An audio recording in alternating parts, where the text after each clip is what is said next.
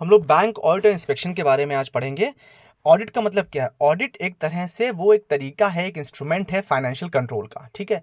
ये basically bank को या प्रोपराइटर को, जिसका भी बैंक ऑडिट है तो बैंक का, किसी कंपनी का तो उस प्रोपराइटर को उस तरह से प्रोटेक्ट करता है कि कोई भी केयरलेसनेस या उसके एजेंट्स के द्वारा, मतलब बैंक के केस में एम्प्लॉयज़ के द्वारा, ऑर्गेनाइजेशन के केस में उसके एजेंट्स के द्वारा कोई ऐसी प्रैक्टिस या कोई ऐसा काम ना किया जा रहा हो जो उससे लॉन्ग टर्म में जा करके उस ऑर्गेनाइजेशन या बैंक को हार्म पहुंचा सके। तो कुल मिला के जो काम साल भर किया गया उसको चेक करने के लिए ऑडिट एक तरीका है। साथ ही साथ जो ये एक तरह से एक कंप्लायंस का पार्ट भी है, जिसमें जो भी आपकी गवर्निंग अथॉरिटी है, अगर कंपनी है तो कंपनी के इसमें कंपनीज एक्ट हो गया या आरबीआई हो गया, नाबार्ड हो गया, तो उन चीज़ों में आपकी कंप्लायंस पूरी होनी चाहिए, इसलिए भी ये किया जाता है। कंपनीज एक्ट जो होता है वो कंपनीज के लिए ऑडिट को उसने कंपलसरी कर रखा है, ठीक है।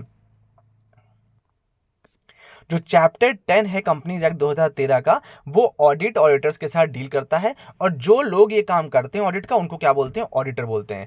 ऑडिट और इंस्पेक्शन का क्या रोल होता है? ये बेसिकली पहले तो देखिए देखा जाता था कि जोड़ घटाना चेक किया जाता है ऑडिट में, लेकिन आज की डेट में जोड़ घटाना नहीं चेक किया जाता। आज की डेट में ज़्यादातर फेयर रिप्रेजेंटेशन देखा जाता है कि भाई जो भी फिगर्स आपने दिखाई हैं अपनी बैलेंस शीट में, पीएल में, वो सही हैं कि नहीं, बढ़ा के दिखाई हैं, घटा के दिखाई हैं, फ्रॉड करके दिखाई हैं। बेसिकली ये आपकी फेयर प्रैक्टिसेस के लिए एक चेकिंग है, ऐसा समझ लीजिए।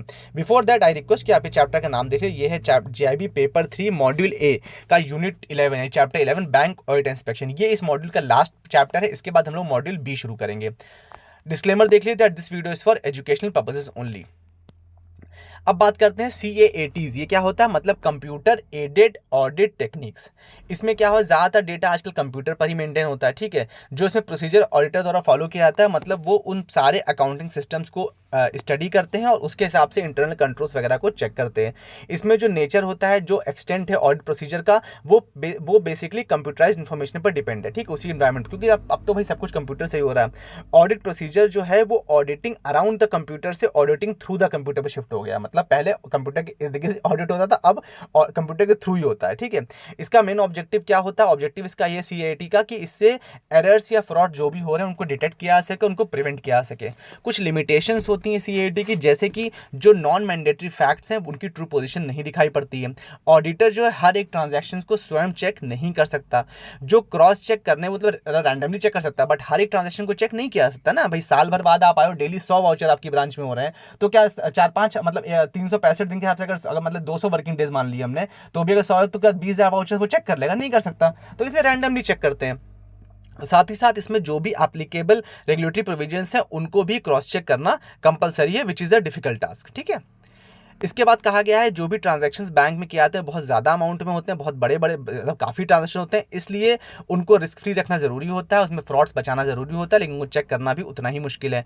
इंडस्ट्री की रिक्वायरमेंट्स होती हैं, जैसे आरबीआई की रिक्वायरमेंट है, या नाबार्ड की रिक्वायरमेंट है, या एडा की रिक्वायरमेंट है इंश्योरेंस कंपनी के, तो इसलिए भी उनको कंपलसरी है अपना ऑडिट करना। या अगर कोई फूड इंडस्ट्री है तो उसके लिए FSI से उसकी रिक्वायरमेंट है। इस तरह की बातें करी गई हैं, ठीक है।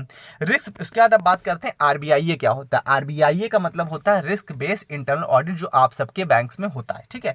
Risk based internal audit basically 3 तरह से चलता है। मतलब सबसे पहले low risk, high risk, medium risk, ऐसे रहता है ना। तो लो रिस्क है तो 18 महीने में 2 बार, 18 महीने बाद उसका नंबर आता है। हाई रिस्क है तो उसका 12 महीने बाद आ जाता है। लो मीडियम रिस्क है तो 15 महीने बाद नंबर आ जाता है। और वेरी हाई रिस्क है तो फिर 9 महीने बाद भी आ जाता है, ठीक है। कभी कभी 6 महीने बाद भी, डिपेंड करता है, हर बैंक की पॉलिसी भी डिपेंड करता है। आरबीआई ने कुछ चीज़ें बताई, आरबीआई से संबंधित कुछ बातें बताई। इसमें ट्रांजैक्शंस टेस्ट होते हैं, इसमें एक्यूरेसी चेक करी जाती है, इसमें अकाउंटिंग रिकॉर्ड्स और फाइनेंशियल रिपोर्ट्स की रिलायबिलिटी देखी जाती है, इसमें इंटीग्रिटी देखी जाती है कि कंट्रोल रिपोर्ट्स कैसे काम कर रही हैं, इसमें लीगल और रेगुलेटरी रिक्वायरमेंट्स को भी फुलफिल किया जाता है। ये सब आरबीआई के अंतर्गत आता है। एडुकेसी एंड इफेक्टिव और रिस्क मैनेजमेंट, मतलब बेसिकली आरबीआई के थ्रू ये देखा जाता है कि इस बैंक का रिस्क मैनेजमेंट प्रोसीजर कितना तगड़ा है और ओवरऑल इस बैंक के ऊपर इंटरनल कंट्रोल कितना अच्छा है, कि ब्रांचेस में कितने अच्छे से काम हो रहा है, ठीक है। आरबीआई ने सर्कुलर निकाला था 27 दिसंबर 2002 को, तब उन्होंने RBI and risk based internal audit का काम शुरू किया था। बाद में इन्होंने एक सर्कुलर और निकाला, इसको सप्लीमेंट करते हुए 7 जनवरी 2021 को आरबीआई यानी रिस्क बेस्ड इंटरनल ऑडिट का जो फ्रेमवर्क है उसमें क्या है, एक तो इसमें वेल डिफाइंड एक पॉलिसी रहेगी इंटरनल ऑडिट के लिए बैंक की तरफ से, इंडिपेंडेंट रहेगा, सफिशिएंट स्टैंडिंग होगी इसमें, इसके बाद एफिशिएंट इसमें चैनल ऑफ कम्युनिकेशन रहेगा, एडिकेट ऑडिट रिसोर्सेज अवेलेबल रहेंगे, मतलब सफिशिएंट ऑडिटर, उनके पास सफिशिएंट कंप्यूटर्स, उनके पास आने जाने की व्यवस्था, जिससे कि सही से ऑडिट कर सकें। इसमें आरबीआई के थ्रू नए रिस्क भी आइडेंटिफाई किए थे कि अब क्या नए प्रकार के क्या क्या रिस्क आइडेंटिफाई हो सकते हैं, वो भी देखे जाते हैं। ठीक है, ये एक हाईली क्वालिटी काउंसिल होता है, मतलब है मैनेजमेंट का, जिससे कि मैनेजमेंट ये चेक करता है कि हमारा रिस्क मैनेजमेंट कितना अच्छा है और हम इंटरनल कंट्रोल कितने बेहतर बैंक्स पर ब्रांचेस पे बना के रखे हुए हैं। ठीक है, रिस्क बेस्ड इंटरनल ऑडिट जो होता है उसमें सजेशंस भी दिए, ना सिर्फ सजेशंस दिए जाते हैं बल्कि रिस्क को कंट्रोल करने के भी तरीके बताए जाते हैं, जिससे कि आगे पोटेंशियल रिस्क ना हो, जिससे कि बैंक विभिन्न प्रकार के रिस्क से बच सके। आरबीआई जो है वो बेसिकली एक ऑडिटिंग प्रोसेस नहीं है, बल्कि ये देखा जाए तो एक ऐसा प्रोसेस है जिसमें मैनेजमेंट ऑफ रिस्क चेक किया जाता है। ठीक है, ये आरबीआई के लिए बताया गया है।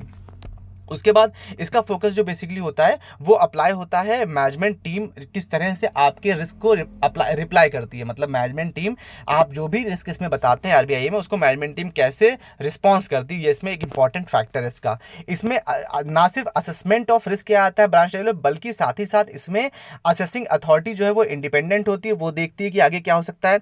इसमें साथ ही साथ कॉर्पोरेट लेवल पर क्या रिस्क है उनको भी असेस किया जाता है। इसमें ओवरऑल रिस्क को आइडेंटिफाई करके उसको मेजर किया जाता है, उसको मॉनिटर किया जाता है, फिर उसको कंट्रोल किया जाता है, ये सब इसमें किया जाता है। बैंक जो है उनको एनकरेज किया जाता है कि वो इंटरनेशनल इंटरनल ऑडिट स्टैंडर्ड्स को फॉलो करें, जैसे अकाउंटिंग फॉलो करते हैं वैसे ही ऑडिटिंग स्टैंडर्ड भी इंटरनेशनल होते हैं, जो कि बेसल कमेटी यानी बीसीबीएस के हिसाब से होते हैं या इंस्टीट्यूट ऑफ इंटरनल ऑडिटर्स के हिसाब से होते हैं। ये सब चीजें फॉलो करने के लिए उनको एनकरेज किया जाता है, कंपलसरी नहीं बट एनकरेज किया जाता है।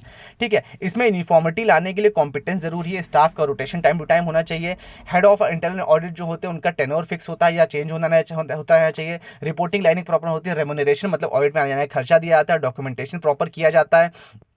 अब टाइप कितने प्रकार के बैंक के ऑडिट होते हैं, 3 प्रकार के होते हैं, एक होता है कॉन्करेंट ऑडिट, एक होता है इंटरनल ऑडिट, एक होता है information audit. Type of bank audit हम लोग नेक्स्ट वीडियो में डिस्कस करेंगे। Thank you so much for your valuable time. Do like share and subscribe and don't forget to comment.